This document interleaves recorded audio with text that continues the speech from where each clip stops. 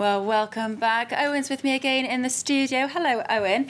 Markets are taking that latest downgrade of Greece in their stride. Yeah, Greece is officially in sort of default territory. It's sort of half default territory. We'll get into the details of that in a moment, Louise. But all the markets seem to be shrugging that off. All the European markets opening around 0.5% up or so. Let's bring those numbers up for you. Keep an eye today on the FTSE MIB down at the bottom there in Italy. The Italian government will be selling off around €6 billion worth of 10-year bonds. Big test of confidence. We're expecting to see borrowing costs dip below 6%, which tells us really that things are improving a little bit for countries like Italy and Spain. The Asian markets, much choppier days trading, but at least the Nikkei managed to finish the day a little bit in the green. And you can see, in fact, it dragged the rest of the markets along with it at the close of play. One or two earnings that have caught your eye, Owen? Yeah, still a few out there, absolutely. Bayer, the German pharmaceuticals giant, reporting a fourth quarter profit. That was after recording a loss for the previous year's figures, up around €397 million. TomTom as well, no puns please about a loss of direction or anything for the Dutch sat-nav manufacturer, but its fourth quarter profit's down 77%. OK, well, let's get some more on the Greek situation, Owen. Downgraded to selected default. Does that matter now? Well, there's a good question to ask because the markets have been doing so well for the last couple of months. And, of course, we've had those finance ministers and European leaders really signing off on that €130 billion bailout.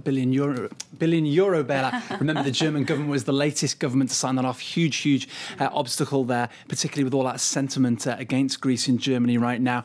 The question is, does it really matter? Well, Standard & Poor's has put Greece into selective default because the government is currently enforcing what it calls collective action clauses. That's on bondholders and private investors who don't really want to take part in this new bond swap. That's swapping their old bonds and getting new ones at a lower rate of interest for the next 10 years or so.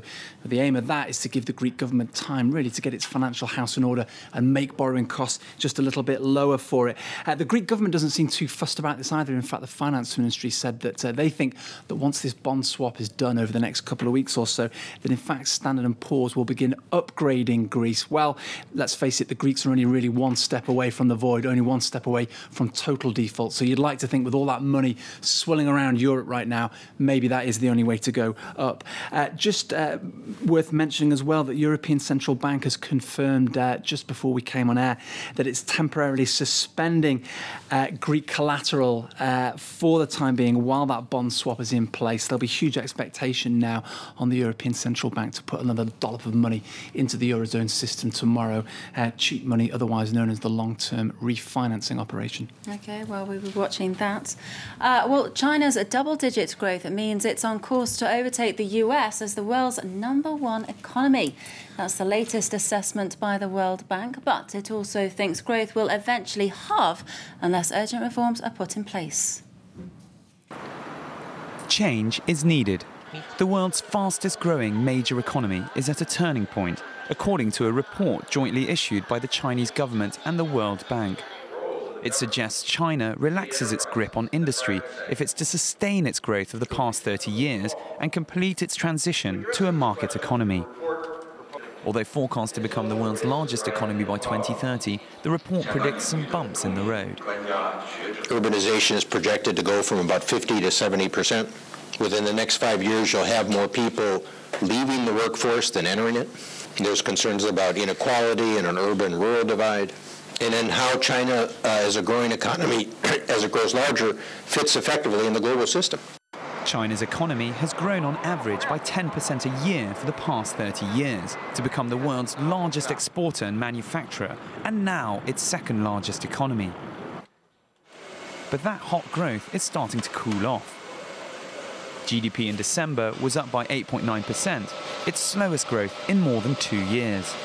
And latest government figures show exports fell again in January. And also in the near term, I personally believe that China is likely to have a soft landing. The report suggests China's economy will shift from growth to slow growth to potentially flat.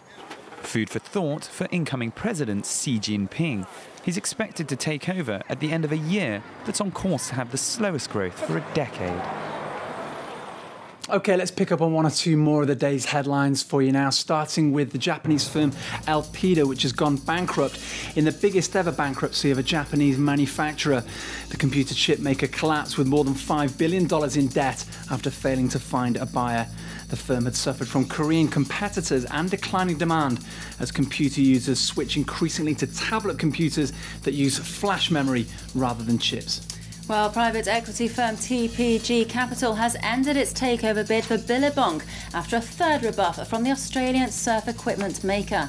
Billabong rejected a revised bid of $3.30 from TPG, saying it was still too low.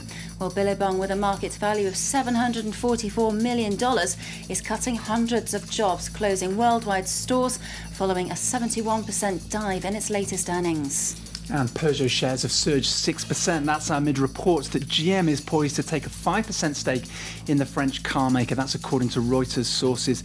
The US manufacturer is discussing a symbolic purchase of part of its French rival. That's to cement a new partnership for building key components together. It's thought the stake would be worth around 180 million euros based on Peugeot's current market value. Now, Nokia's decline has been almost as staggering as its rival Apple's rise. The iPhone has decimated Nokia's market share, but over the last 12 months, the Finnish firm has been staging a comeback and is creating a buzz at the Mobile World Congress with a new and cheaper sense of direction. A 41-megapixel camera and the kind of zoom functionality normally reserved for professional photographers.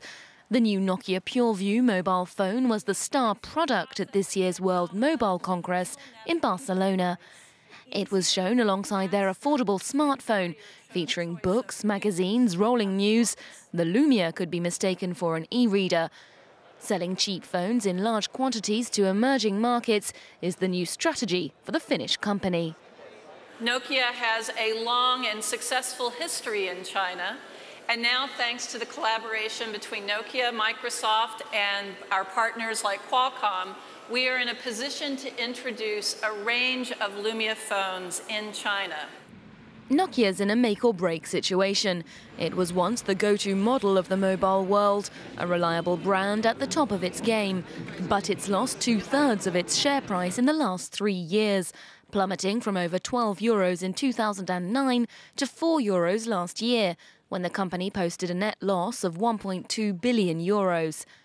A downward curve that's practically the opposite of the steep upward swing enjoyed by other smartphone manufacturers like Apple.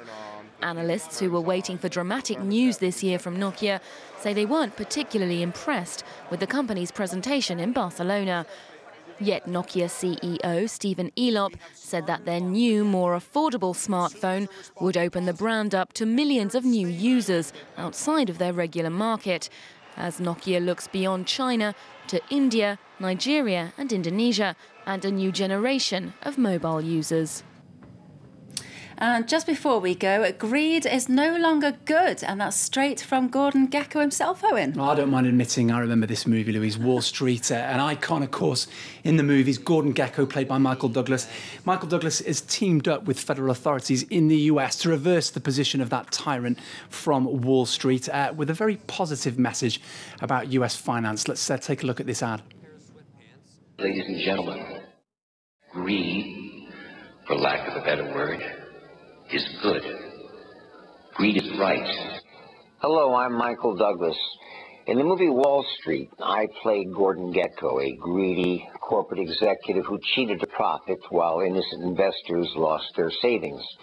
The movie was fiction, but the problem is real. Our economy is increasingly dependent on the success and integrity of the financial markets. If a deal looks too good to be true, it probably is. There you go. I think Bernard Madoff should do the sequel to that ad. He's got plenty of spare time on his hands. Well, maybe they can go into jail and see. That's it for now. We're back in 2 minutes.